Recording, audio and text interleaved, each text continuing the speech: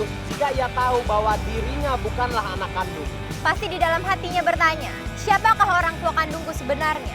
Dan mungkin ini adalah curahan hati klien kita kali ini. Di Balik Rahasia. Ya, hari ini kita mau jemput klien kita nih, namanya Sisil. Nah, oh ya ini Sisil.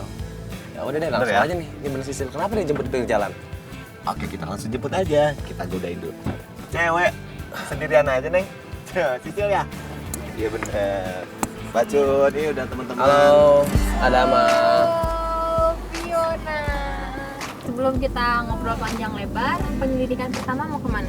Ke rumah aku aja kali ya. Kalau kamu berarti ketemu Jemput di nyokap rumah dong? aja.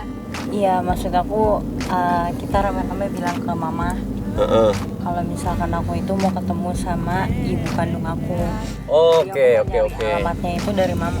Pantesan kamu ngajak kita ketemu di luar sini, pinggir jalan, supaya rame-rame ketemu nyokap. Iya. Oke, kita paham. Oke, kalau gitu kita langsung aja ke rumah Sisil. Kita jalan, kita akhirnya sampai ke rumahnya Sisil. Di situ gue, Adama sama Fiona dan juga sama Sisil langsung masuk ke dalam rumahnya juga, dan disitulah kita ketemu sama ibu angkatnya. Mama. Sisil, Iya, Ma. Bibi matiin air, Bi. Ini siapa kak buat teman-teman banyak begini sih? Iya, Ma, kenal. Ini teman-teman aku dari di Balik Rahasia. Ya, saya udah baca cuma Ini ada apa ini, Mas? Gini, Ma. Heeh. Jadi aku mau di mana alamat ibu kandung aku. Kok kamu nanya begitu, Sil? Aku udah tahu semuanya, Ma. Aku tahu kalau mama itu bukan ibu kandung aku. Ibu angkatnya ini juga kaget. Orang itu momennya tuh lagi mungkin bahagia-bahagianya mereka semuanya, karena selepas ditinggal sama almarhum ayah angkatnya, Sisil cuma hidup berdua sama ibu angkatnya itu sendiri. Sisil mohon, kasih tahu Sisil di mana alamat ibu kandung Sisil, Ma. Kamu nggak sayang sama mama ya? Kamu dari kecil diurusin sama mama, udah gede begini nggak ada rasa terima kasih apa gimana? Bukan gitu, Ma. Aku sayang banget sama mama. Aku sayang banget sama almarhum bapak. Tapi aku cuma mau tahu di mana ibu kandung aku, Ma. Di mana ayah kandung aku. Aku mau tahu mereka di mana, Ma.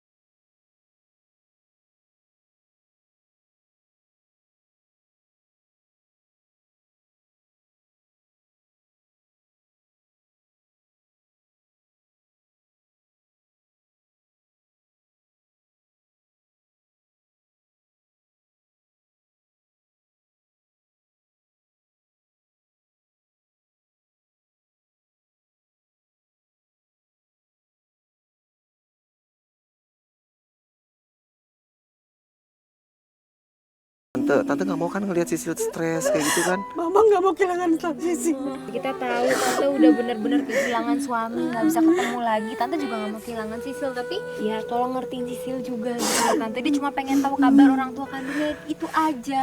Dia kan Iya, tetap Tan. sama Tante tinggal di sini. Aku akan tetap di sini sama Mama mama. sayang banget sama Sisil. Aku nggak bakal berubah kalau sayang tadi sampai sama ketemu orang tuanya tante. Ya memang sih orang tua angkatnya itu membesarkan Sisil dengan penuh kasih sayang. Semua yang Sisil mau selalu dipenuhi. Tapi orang tua kandung tetaplah orang tua kandung. Gak akan pernah ada yang bisa menggantikan posisinya. Baik, Mama akan ngasih tahu kamu. Dulu Mama pengen punya anak banget. Ada seorang dukun beranak nitipin anak Mama. Namanya siapa, Ma? Namanya Mbok Marni di Cianjur. Di Cianjur. Namanya gitu Tepatnya di desa mana gitu enggak? Di desa Suka. Tapi tante nggak tahu ini ya informasi alamat lengkapnya, mungkin tante masih punya. Nggak tahu. Udah lama banget, udah nggak tahu. Tapi insya Allah mudah-mudahan dia masih hidup. Ya udah kalau gitu Tante. Terima kasih banyak informasinya, kita langsung ke sana aja. Sisil kita bawa ya Tante ya. Kita janji bakal balikin Sisil ke sini lagi kok. Aku janji aku masih kesini lagi.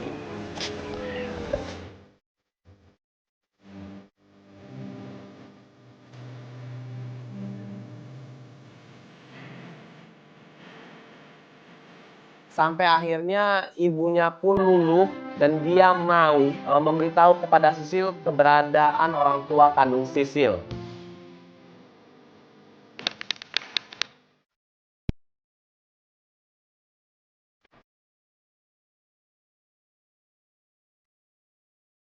Nah, sesampainya kita di Cianjur, kita menemukan rumah Mbok Marni tersebut. Permisi. Halo Mas, Iya. maaf ganggu. Kenalin Iya. Mas, saya Bacun. Ya, Ya, kalau saya ada Mas.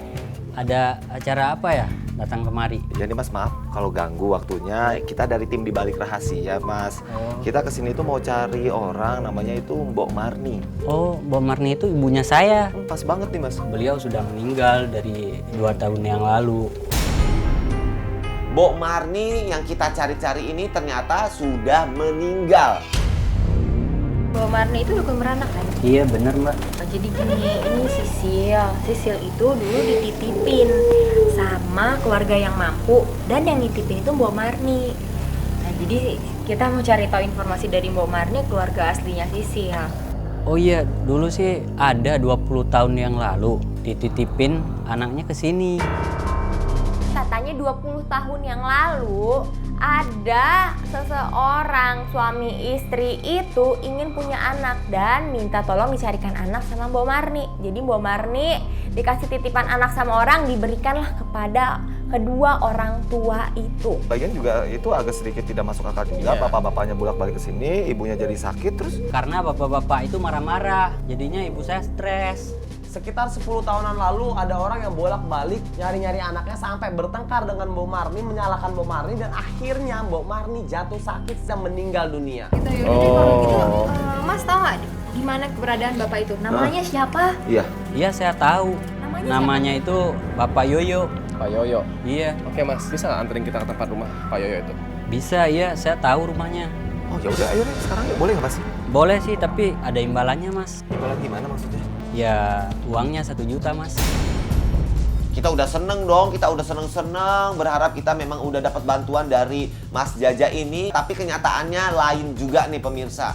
Yang ada si Mas Jaja ini malah minta imbalan kepada kita semuanya. Dia minta 1 juta rupiah dan dia akan membawa kita ke rumahnya Pak Yoyo. Nganterin gitu doang 1 juta? Bensin Iya. juga nggak nyampe kali Mas 1 juta nganterin doang.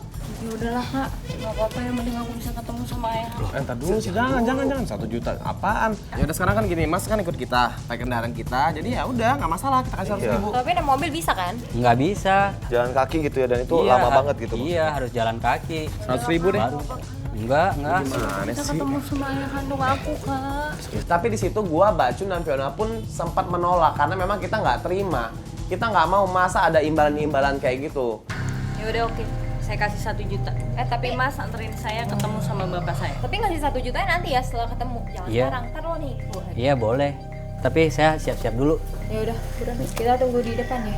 Dan akhirnya kita sepakat, setuju. Fiona, Bacun dan gua pun setuju untuk mengikuti aturan main dari Mas